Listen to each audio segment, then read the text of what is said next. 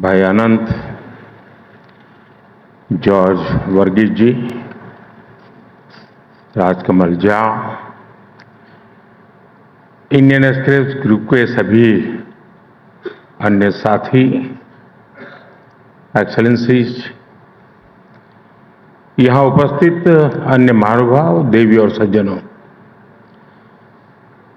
आज हम सब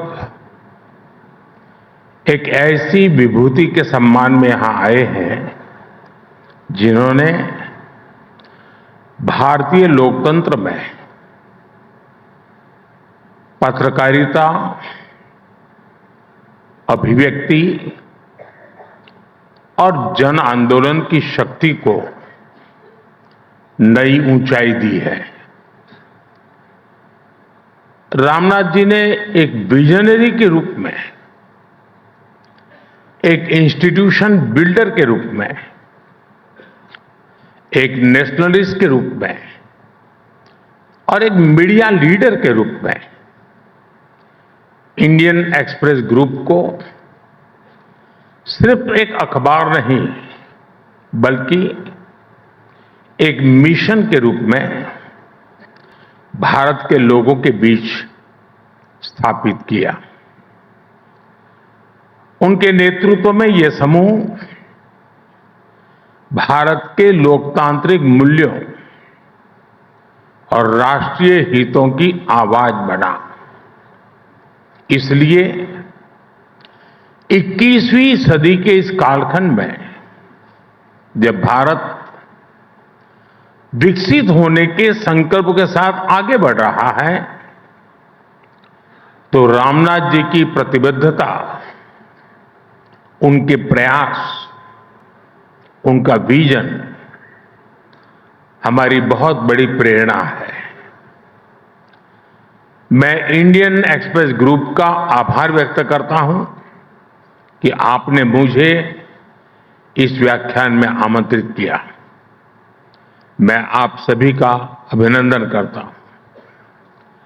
साथियों, रामनाथ जी गीता के एक श्लोक से बहुत प्रेरणा लेते थे। सुख दुखे समय कृत्वा लाभा लाभो जया जयो ततो युद्धाय युजस्व नैवं पापम अव्याप्स्यसि। अर्थात सुख दुख, लाभ हानि और जय पराजय को समान भाव से देखकर कर्तव्य पालन के लिए युद्ध करो। ऐसा करने से तुम पाप के भागी नहीं बनोगे। रामनाथ जी आजादी के आंदोलन के समय कांग्रेस के समर्थक रहे, बाद में जनता पार्टी के भी समर्थक रहे, फिर जनसंघ के टिकट पर चुनाव भी लड़ा। विचारधारा कोई भी हो, उन्होंने देश हित को प्राथमिकता दी। जिन लोगों ने रामनाथ जी के साथ वर्षों तक काम किया है, वो कितने ही किस्से बताते हैं जो रामनाथ जी ने उन्हें बताए थे। आजादी के बाद जब हैदराबाद और रजाकारों को उसके अत्याचार का विषय आया, तो कैसे रामनाथ जी ने सरदार वल्लभ भाई पटेल की मदद की। 70 के दशक में जब बिहार में छात्र आंदोलन को नेतृत्व की जरूरत थी, तो कैसे नानाजी देशमुख के साथ मिलकर रामनाथ जी ने जेपी को उस आंदोलन का नेतृत्व करने के लिए तैयार किया। इमरजेंसी के दौरान जब रामनाथ जी को इंदिरा गांधी के सबसे करीबी मंत्री ने बुलाकर धमकी दी कि मैं तुम्हें जेल में डाल दूंगा, तो इस धमकी के जवाब में रामनाथ जी ने पलटकर जो कहा था, ये सब इतिहास के छिपे हुए दस्तावेज हैं। कुछ बातें सार्वजनिक हुई, कुछ नहीं हुई हैं, लेकिन ये बातें बताती हैं कि रामनाथ जी ने हमेशा सत्य का साथ दिया, हमेशा कर्तव्य को सर्वोपरि रखा, भले ही सामने कितनी ही बड़ी ताकत क्यों न हो। साथियों, रामनाथ जी के बारे में कहा जाता था कि वे बहुत अधीर थे। अधीरता नेगेटिव सेंस में नहीं, पॉजिटिव सेंस में। वो अधीरता जो परिवर्तन के लिए परिश्रम की पराकाष्ठा कराती है, वो अधीरता जो ठहरे हुए पानी में भी हलचल पैदा कर देती है। ठीक वैसे ही आज का भारत भी अधीर है। भारत विकसित होने के लिए अधीर है। भारत आत्मनिर्भर होने के लिए अधीर है। हम सब देख रहे हैं 21वीं सदी के 25 साल कितनी तेजी से बीते हैं। एक से बढ़कर एक चुनौतियां आई, लेकिन वो भारत की रफ्तार को रोक नहीं पाई। साथियों, आपने देखा है कि बीते 4-5 साल कैसे पूरी दुनिया के लिए चुनौतियों से भरे रहे हैं। 2020 में कोरोना महामारी का संकट आया, पूरे विश्व की अर्थव्यवस्थाएं अनिश्चितताओं से घिर गई, ग्लोबल सप्लाई चेन पर बहुत बड़ा प्रभाव पड़ा और सारा विश्व एक निराशा की ओर जाने लगा। कुछ समय बाद स्थितियां संभलना धीरे धीरे शुरू हो रहा था, तो ऐसे में हमारी पड़ोसी देशों में उथल पुथल शुरू हो गई। इन सारे संकटों के बीच हमारी इकोनॉमी ने हाई ग्रोथ रेट हासिल करके दिखाया।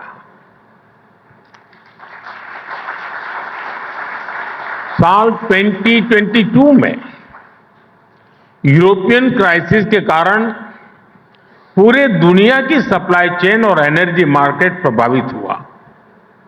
इसका असर पूरी दुनिया पर पड़ा। इसके बावजूद भी 2022-23 में हमारी इकोनॉमी की ग्रोथ तेजी से होती रही।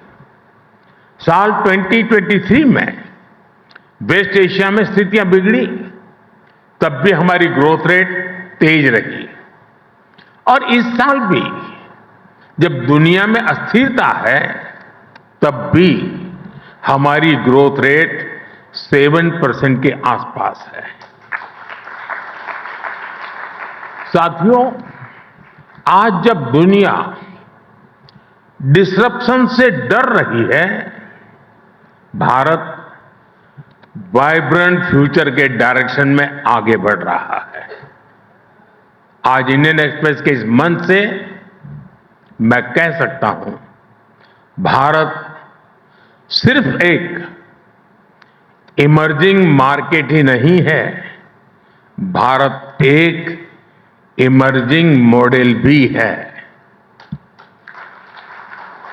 आज दुनिया इंडियन ग्रोथ मॉडल को मॉडल ऑफ होप मान रहा है। साथियों, एक सशक्त लोकतंत्र की अनेक कसौटियां होती हैं और ऐसी ही एक बड़ी कसौटी लोकतंत्र में लोगों की भागीदारी की होती है। लोकतंत्र को लेकर लोग कितने आश्वस्त हैं, लोग कितने आशावादी हैं, ये चुनाव के दौरान सबसे अधिक दिखता है। अभी 14 नवंबर को जो नतीजे आए, वो आपको याद ही होंगे।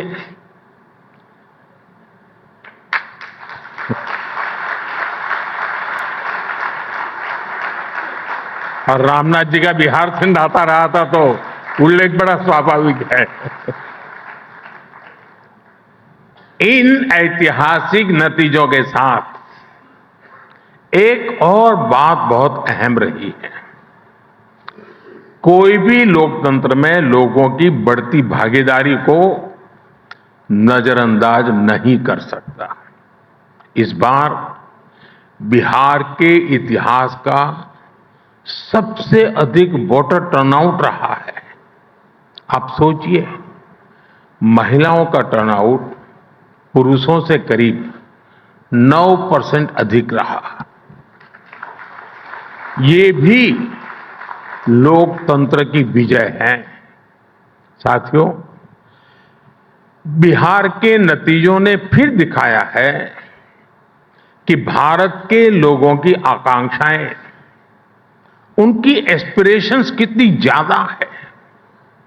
भारत के लोग आज उन राजनीतिक दलों पर विश्वास करते हैं जो नेक नियत से लोगों की उन एस्पिरेशंस को पूरा करते हैं, विकास को प्राथमिकता देते हैं। और आज इंडियन एक्सप्रेस के इस मंच से मैं देश की हर राज्य सरकार को, हर दल की राज्य सरकार को बहुत विनम्रता से कहूंगा, लेफ्ट राइट सेंटर, हर विचार की सरकार को मैं आग्रह से कहूंगा, बिहार के नतीजे हमें ये सबक देते हैं कि आप आज किस तरह की सरकार चला रहे हैं। ये आने वाले वर्षों में आपके राजनीतिक दल का भविष्य तय करेंगे। आरजेडी की सरकार को बिहार के लोगों ने 15 साल का मौका दिया। लालू यादव जी चाहते तो बिहार के विकास के लिए बहुत कुछ कर सकते थे, लेकिन उन्होंने जंगल राज का रास्ता चुना। बिहार के लोग इस विश्वासघात को कभी भूल नहीं सकते।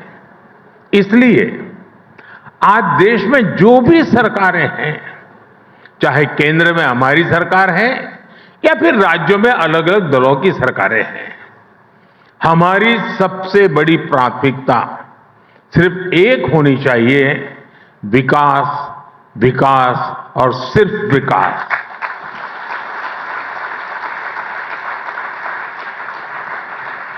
और इसलिए मैं हर राज्य सरकार को कहता हूं, आप अपने यहां बेहतर इन्वेस्टमेंट का माहौल बनाने के लिए कंपटीशन करिए। आप ईज ऑफ डूइंग बिजनेस के लिए कंपटीशन करिए। डेवलपमेंट पैरामीटर्स में आगे आने के लिए कंपटीशन करिए। फिर देखिए जनता कैसे आप पर अपना विश्वास जताती है। साथियों, बिहार चुनाव जीतने के बाद कुछ लोगों ने, मीडिया के कुछ मोदी प्रेमियों ने फिर से ये कहना शुरू किया है, भाजपा, मोदी हमेशा 24/7 इलेक्शन बोर्ड में ही रहते हैं। मैं समझता हूं चुनाव जीतने के लिए इलेक्शन मोड नहीं, 2400 घंटे इलेक्शन मोड में रहना जरूरी होता है।